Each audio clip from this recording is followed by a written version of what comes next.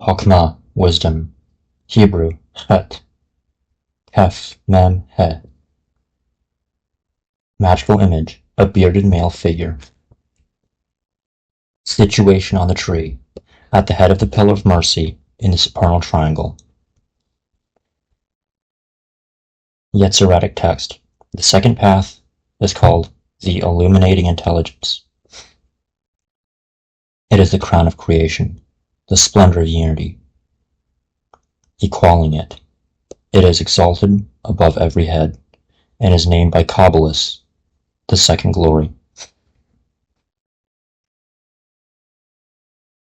Titles given to Chokmah, power of Yetzirah, Abba, the supernal Father, Tetragrammaton, Yod of Tetragrammaton,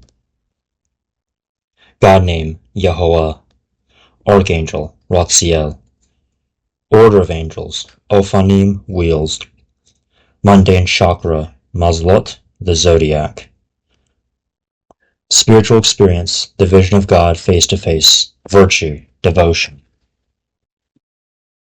Vice, correspondence in microcosm, the left side of the face. Symbols, the lingam, the phallus, the yod of tetragrammaton, the inner robe of glory, the standing stone, the tower, the uplifted rod of power, the straight line. Tarot cards, the 4 twos, 2 of wands, dominion, 2 of cups, love, 2 of swords, peace restored, 2 of pentacles, harmonious change. Color in Atziluth, pure soft blue. Color in Berea, gray. Color in Yetzirah, pearl gray, iridescent. Color in Asiya, white, flecked with red, blue, and yellow. Every phase of evolution commences by being in a state of unstable force and proceeds through organization to equilibrium. Equilibrium having been achieved, no further development is possible without once more oversetting the stability and passing through a place of contending forces. As we have already seen, Keter is the point formulated in the void. According to Euclid's definition,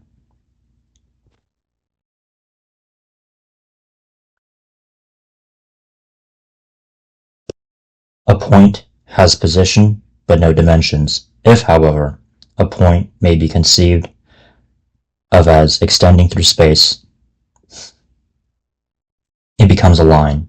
The nature of the organization and evolution of the 3 supernals is so remote from our experience that we can only conceive of them symbolically.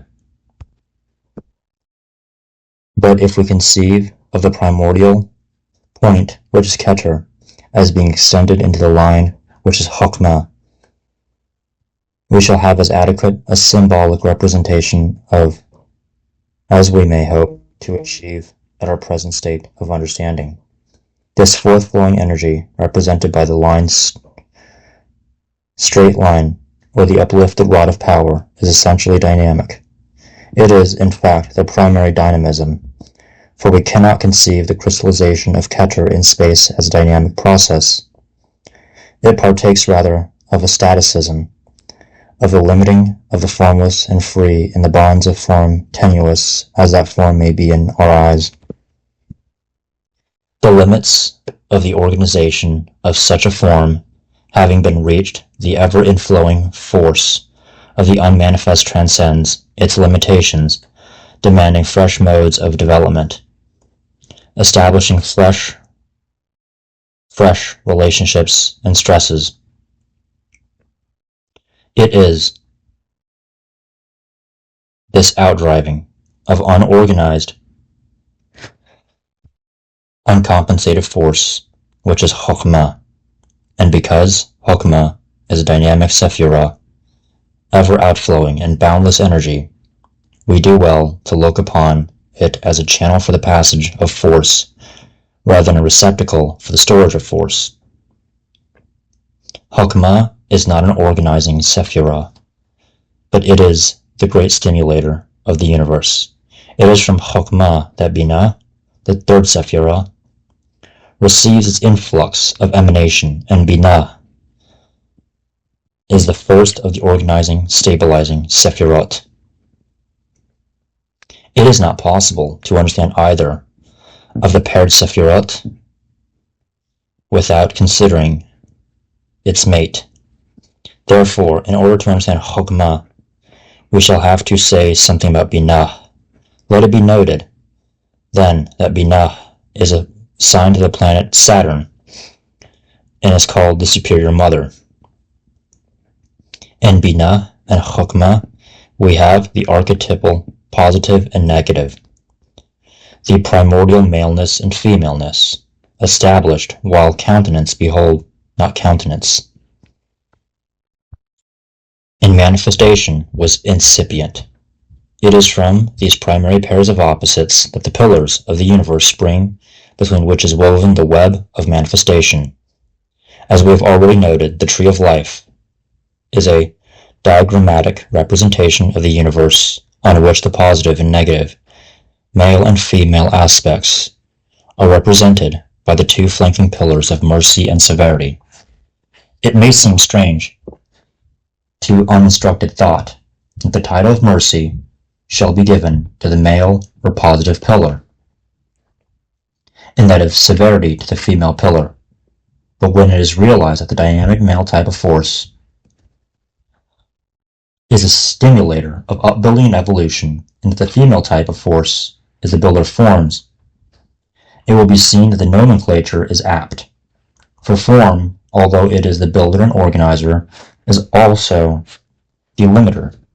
Each form that is built must in turn be outgrown, lose its usefulness, and so become a hindrance to evolving life. And therefore the bringer in of dissolution and decay, which lead on to death. The father is the giver of life, but the mother is the giver of death, because her womb is the gate of ingress to matter, and through her life is ensouled in form, and no form can be either infinite or eternal. Death is implicit in birth. It is between these two polarizing aspects of manifestation, the supernal father and the supernal mother, that the web of life is woven. Souls going back and forth between them, like a weaver's shuttle. In our individual lives, in our psychological, physiological rhythms, and in the history of the rise and fall of nations, we observe the same rhythmic periodicity. In these, the first paired Sephirot, we have the key to sex, the pair of biological opposites, maleness and femaleness. But the pairing of opposites does not only occur in type, it also occurs in time. And we have alternating epochs in our lives, in our physiological processes, and in the history of nations, during which activity and passivity, construction and destruction alternately prevail. The knowledge of the periodicity of these cycles is part of the secret, guarded ancient wisdom of the initiates, and is worked out astrologically and Kabbalistically. The magical image of Chokhmah and the symbols assigned to it bear out this idea. The magical image is that of a bearded male, bearded to indicate maturity, the father who has proved his manhood, not the untried virgin male. The symbolic language speaks plainly, and the lingam of the Hindus and the phallus of the Greeks are the male generative organ in their respective tongues. The standing stone, the power, and the uplifted rod all signify the same virile member at its most potent.